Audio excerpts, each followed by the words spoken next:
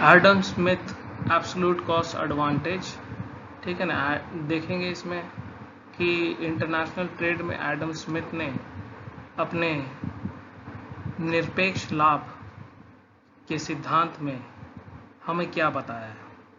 सबसे पहले देखते हैं हम अंतर्राष्ट्रीय व्यापार में दो अर्थशास्त्र के बारे में जानते हैं कि एक एडम स्मिथ है और एक डेविड रिकार्डो है। एडम स्मिथ ने निरपेक्ष लाभ का सिद्धांत दिया और रिकार्डो ने तुलनात्मक लागत का सिद्धांत दिया है। तो आज हम एडम स्मिथ के बारे में जानेंगे। एडम स्मिथ बोलते थे, जब ये उस समय इंटरनेशनल जब व्यापार होती थी तो उस समय के 1776 में वाणिज्यवाद हुआ करते थे। जो वाणिज्यवाद हमेशा बोलते थे कि हमें क्या करना है, एक्सपोर्ट करना है, निर्यात करना है। एक कंट्री को जिसके पास सब चीज है, देश के पास सब कुछ है, तो वो निर्यात करते रहेगा, मगर दूसरा देश अगर आयात करते रहेगा तो उसे हानि पहुंचती है ना। तो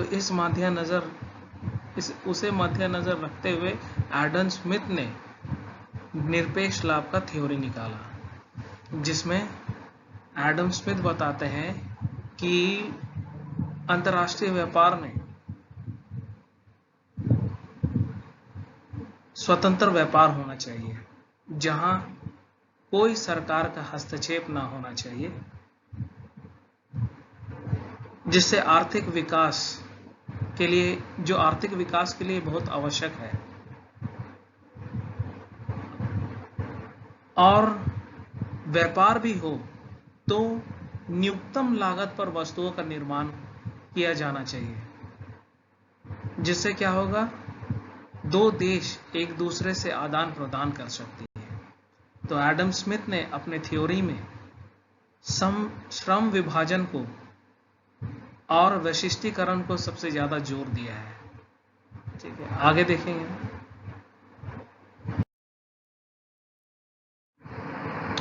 एडम स्मिथ ने श्रम विभाजन के महत्व को प्रतिपादक किया और बताया कि अंतर्राष्ट्रीय श्रम विभाजन के कारण ही विदेशी व्यापार से लाभ होता है।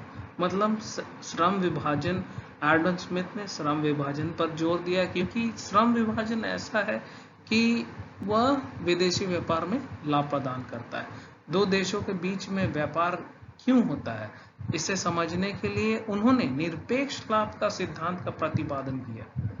हाँ, स्मिथ ने स्पष्ट किया कि यदि श्रम विभाजन एवं वैशिष्टीकरण का सहारा लिया जाए तो कार्य क्षमता में वृद्धि की जा सकती है और उत्पादन बढ़ाया जा सकता है। मतलब दो चीज में फोकस दिया, श्रम विभाजन और वैशिष्टीकरण, जिसके कारण क्या होता है, कार्य क्षमता भी बढ़ता है और उत्पादन में भी वृद्धि होती है। स्वतंत्र अंतर्राष्ट्रीय व्यापार से अंतर्राष्ट्रीय श्रम विभाजन को प्रोत्साहन मिलता है, क्योंकि कोई हस्तक्षेप नहीं रहता। स्वतंत्र अंतर्राष्ट्रीय व्यापार में कोई हस्तक्षेप नहीं रहता और लेबर ही एक माध्यम है जो एक देश के अंदर में फ्री है, मोबाइल है, क्योंकि इससे प्रत्येक राष्ट्र एक वस्तु का उत्पादन कर सकते हैं जो सबसे कम लागत पर बन सकता है। जब एक देश दूसरे देश की तुलना में एक वस्तु को सस्ता तैयार कर सकता है तो दूसरे देश के लिए ये लाभदायक हो कि उस वस्तु का निर्माण अपने देश में ना करके वरन पहले देश से खरीद ले। मतलब यहाँ बोला जा रहा है कि एक देश में जिसमें वो लाभ पाता है कोई वस्तु में, वो अपने देश में बनाए और दूसरे देश से उस वस्तु को खरीदे जिसमें वो कम लागत से उसे खरीद सकता है और उसे ना बनाए। इसका ये मतलब है, ठीक है ना। इस प्रकार पहले देश दूसरे देश से उस वस्तु को खरीद ले जो वह तुलनात्मक रूप से सस्ती बन सकती है। इस प्रकार स्मिथ के अनुसार देश में होने वाले व्यापार से विश्व के उत्पादन के साधन का कुशलतम वातावरण संभव हो जाता है, जिससे व्यापार करने वाले देशों की वास्तविकता आय बढ़ती है। मतलब क्या बोल रहा है साहब, उत्पादन बढ़ता है ना, उसके बाद वास्तविकता आय बढ़ती है। जब हम दूसरे देश को भी जब हम निर्यात करते हैं, निर्यात आयात को लाते हैं यहाँ, तो उसमें पता चलता है कि तुलनात्मक रूप से हमें कौन वस्तु दूसरे देश से खरीदना चाहिए जो हमें सस्ता मिले, ठीक है ना। तो वही वस्तु को खरीदेगा ना जिसमें उसे सस्ता होगी, और वो वस्तु को प्रोडक्शन करेगा जिसमें उसे अपने देश में लाभ है, ठीक है ना। वही बोला जा रहा है इसमें।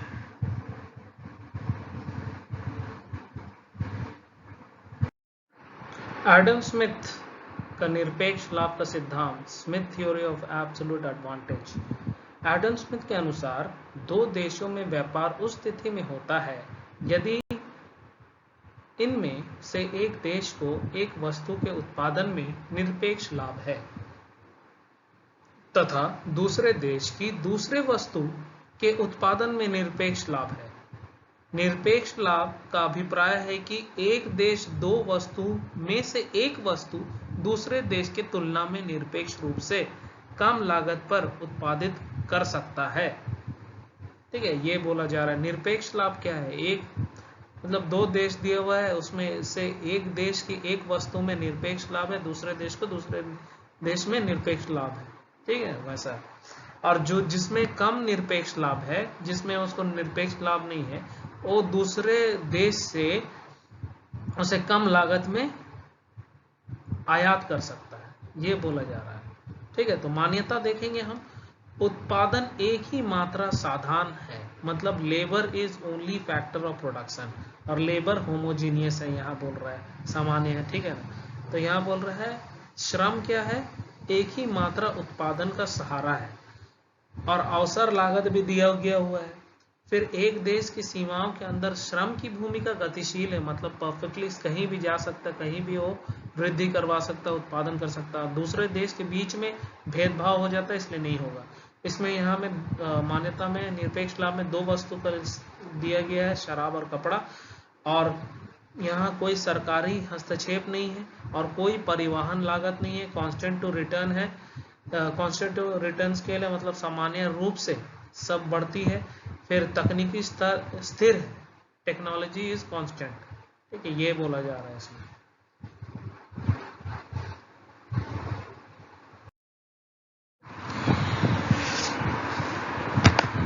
आइए देखते हैं कि एडम स्मिथ ने अपने निरपेक्ष लाभ को किस तरह इस अपने उदाहरण के द्वारा समझाया है। जैसे उदाहरण में यहाँ ले लिया है, उसने निरपेक्ष लाभ के बारे में बताया, जैसे कि निरपेक्ष लाभ में यहाँ हम दो वस्तु को देखते हैं, दो देशों को देखते हैं, दो वस्तु को देखते हैं। तो इसमें बोल रहा है कि बर्मा जो है एक लेबर मतलब एक श्रम के द्वारा 10 यूनिट शराब उत्पन्न करती है और 5 यूनिट कपड़ा उत्पन्न करती है। वहीं इंडिया 5 यूनिट शराब उत्पन्न करती है और 10 यूनिट कपड़ा उत्पन्न करती है। देखा जाएगा टोटल वो लोग का, तो वाइन का देखेंगे तो 15 हो जाता है, कपड़ा का भी देखेंगे तो 15 हो जाता है। अब जब अवसर लागत हम निकालते हैं तो अवसर लागत में बर्मा और शराब का कपड़े में 10/5 करेंगे तो उसका 2 निकलेगा, 5/10 करेंगे तो उसका 1 निकलेगा, और इंडिया का वही 5/10 करेंगे तो हमें 1 निकलेगा, और 10/5 करेंगे तो 2 निकलेगा। तो इससे हमें अवसर लागत से ये पता चलता है कि कौन सा देश किस वस्तु पर का ज्यादा उत्पादन करे और किसको वह त्याग दे। जैसे हम मार्जिनल रेट ऑफ सब्स्टिट्यूशन में जानते हैं कि हम प्रोडक्शन पॉसिबिलिटी कर्व में देखते हैं, पीपी कर्व में उसका एमआरटीएस भी देखते हैं, तो MRTS is equal to change in X is equal to change in Y होता है। तो कोई एक वस्तु का वजह से एक चीज को छोड़ना पड़ता है। तो यहाँ हम किस में निरपेक्ष लाभ कर रहे हैं सबसे ज्यादा? तो देखा जाएगा तो बर्मा कर रही है वाइन में, शराब में कर रही है, इंडिया कर रही है कपड़े में, ठीक है। तो इंडिया को कपड़े का उत्पादन करना चाहिए और बर्मा को शराब का उत्पादन करना चाहिए। जब वैशिष्टीकरण हो जाता है, आफ्टर स्पेशलाइजेशन हो जाता है, तो वहाँ क्या बोलता है, आफ्टर स्पेशलाइजेशन हो जाता है तो जो श्रम कपड़ा में वो लगाते थे वो पूरा वाइन में लगा देते हैं, तो जिसके अनुपात में वो डबल हो जाता है, जो 10 था वो 20 हो जाता है। इंडिया भी क्या करती है कि इंडिया भी जो श्रम कपड़े में शराब में लगाती थी वह क्या करती है, वो कपड़े में लगाती है, जिससे उसका डबल हो जाता है। इसके अनुसार हम डायग्राम में भी देख सकते हैं, बर्मा का डायग्राम है और इंडिया का डायग्राम है। पहला डायग्राम जो हम बनाए थे, पहला वाला में जब हो रहा था ट्रेडिंग, तो वाई एक्स एक्स में कपड़ा ले लिए हैं और वाई एक्स में वाइन ले लिए हैं। तो पहला ट्रेडिंग क्या है, 10 हो रहा था, ठीक है ना। तो 10 हमारा पीला लाइन है, 10 और 5 जो मतलब 10 बना रही है बर्मा, अपना शराब बना रही है, और 5 बना रही है कपड़ा जो ये में है। और इंडिया क्या कर रही है, 5 में वह यहाँ पीला लाइन है, 5 में वाइन बनाती है और 10 में कपड़ा बना रही है, ठीक है। तो दूसरा वाला जब वो वैशिष्टीकरण कर लेती है तो क्या करती है, पूरा चीज को त्याग करके डबल हो जाता है, उसका डबल हो जाता है। तो सीधे देखिए यहाँ नीला वाला लाइन सीधे बीच में गया हुआ है, ठीक है ना, 20 में गया हुआ है, 20 का टोटल प्रोडक्शन कर रही है, वाइन का, शराब का सबसे ज्यादा स्पेशलाइज कर रही है। और यहाँ नीला रेखा देखेंगे तो यहाँ कपड़ा का इंडिया पूरा उत्पादन कर रही है, मतलब एक चीज को त्याग दी है, पूरा चीज को त्याग दी है, वो कपड़ा का उत्पादन कर रही है, यहाँ शराब का उत्पादन कर रहा है, ठीक है ना। तो उसके बाद हम देखते हैं कि अंतर क्या होता है, लाभ कहाँ किसको कितना मिल रहा है ना, लाभ किसको कहाँ मिल रहा है। अगर देखा जाएगा तो लाभ यहाँ जो बर्मा क्या करती थी, अब एक्सपोर्ट करने बोलता है, जब स्पेशलाइजेशन और वैशिष्टीकरण हो जाता है तो एक्सपोर्ट करने बोलता है, निर्यात करने बोलता है। तो यहाँ बर्मा क्या करती है, अपना 20 क्वांटिटी शराब जो उसका है उससे से वो 12 रखती है और 8 निर्यात कर देती है इंडिया को। इंडिया के पास 20 कपड़ा है, 20 को 12 को रखती है और 8 को निर्यात कर देती है, जिसका अनुपात हमारा टर्म्स ऑफ ट्रेड 1/1 होता है, ठीक है, 1/1 होता है, मतलब 1 एक शराब की वजह में एक यूनिट शराब का बराबर 1 यूनिट कपड़ा, ठीक है, ये बोला जा रहा है। तो अब हम देखते हैं उससे लाभ कितना मिल रहा है। लाभ हम यहाँ देख रहे हैं दोनों कंट्री में, बर्मा जब वाइन बनाती है तो उसमें क्या होता है, बर्मा का हरा रेखा में क्या है, 12 है और यहाँ 8 है। तो ठीक है ना, पहले जो 10 से अगर हम जो पहले पुराना वाला देखेंगे 10 था, तो 10 और 12 को माइनस से करेंगे तो 2 का फायदा हो रहा है बर्मा को वाइन में, शराब में 2 बर्मा को फाइन हो रहा है, ये हो रहा है। नीचे देखेंगे यहाँ कंट्री में, बोथ कंट्रीज का लाभ कितना हो रहा है। तो यहाँ शराब में देख रहे हैं 12 - 10 तो हमको 2 मिलता है। इंडिया का कितना मिल रहा है कपड़ा में, ये फिर बर्मा को कपड़ा में कितना मिल रहा है, 8 - 5 करेंगे तो 3 मिल रहा है, कपड़ा का हो रहा है ना फायदा। तो यहाँ क्या बोल रही है, यहाँ इंडिया का देख लीजिए, इंडिया का भी शराब बनाती है, 8 - 3 करेंगे तो हमको 3 का फायदा हो रहा है, 3 क्वांटिटी शराब का फायदा हो रहा है। यहाँ कपड़ा का बर्मा को नहीं, कपड़ा का इंडिया को 12 - से करेंगे तो 2 का फायदा हो रहा है, ठीक है ना। तो दोनों का मतलब बराबर में फायदा हो रहा है देखा जाए तो निरपेक्ष लाभ में, ठीक है। यही बताने खोज रहे थे हम, निरपेक्ष लाभ यही है, प्रॉफिट कैसे हो रहा है, बस यहीं तक है निरपेक्ष लाभ एडम स्मिथ का। किस तरह 2 कंट्री वस्तु पर अपना निरपेक्ष लाभ करती है, उसे फिर निर्यात करती है, निर्यात करने के बाद लाभ कितना मिल रहा है उसका दिया गया है। चलिए धन्यवाद। पहले ही मैं विस्तार से समझा दिया है, पिछले स्लाइड में देख लीजिएगा। तो इसमें मैं खाली एक्सप्लेन कर रहा हूँ। देखा जाए तो बर्मा को शराब बनाने में निरपेक्ष लाभ मिल रहा है और भारत को कपड़े बनाने में निरपेक्ष लाभ मिलता है।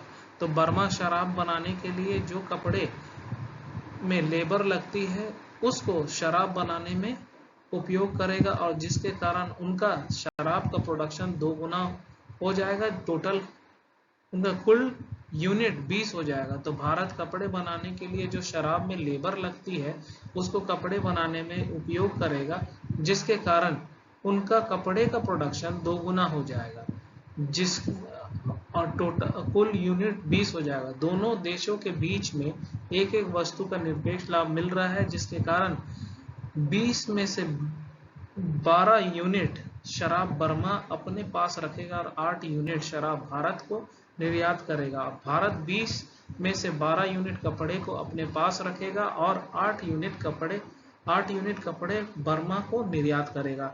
देखा जाएगा दोनों का टर्म्स ऑफ ट्रेड, दोनों का व्यापार बीच में 1 यूनिट शराब के बराबर 1 यूनिट कपड़ा हो जाएगा, जिसके कारण क्या होता है, देखा जाए तो व्यापार से पहले बर्मा 10 यूनिट शराब और 5 यूनिट कपड़े में अपना लेबर खर्च करता था। दोनों देश के बीच में निर्यात के बाद अंतर से क्या लाभ प्राप्त हुए, बर्मा को शराब 12 माइनस 10 तो 2 यूनिट का लाभ मिलता है, कपड़े में 8 माइनस 5 3 यूनिट का लाभ मिल रहा है, फायदा मिल रहा है। वही भारत को शराब बर्मा के द्वारा 8 माइनस 5 3 यूनिट का लाभ मिल रहा है, और कपड़े में 12 माइनस 2 यूनिट का फायदा मिल रहा है। ये रेखा चित्र में प्रोडक्शन पॉसिबिलिटी कर्व और एमआरएस के द्वारा, डायग्राम के द्वारा बताया गया है। अगर आप रेखा चित्र देखेंगे तो उसमें एक्स एक्स में कपड़ा है और वाई एक्स में शराब है, तो उसमें से जो ये मैं एक्सप्लेन किया हूँ उससे आप उसको रेखा चित्र को इसमें देख लेंगे तो आप इसको समझ पाएंगे, ये पूरे रूप से स्पष्ट हो जाएगी। ठीक है, धन्यवाद।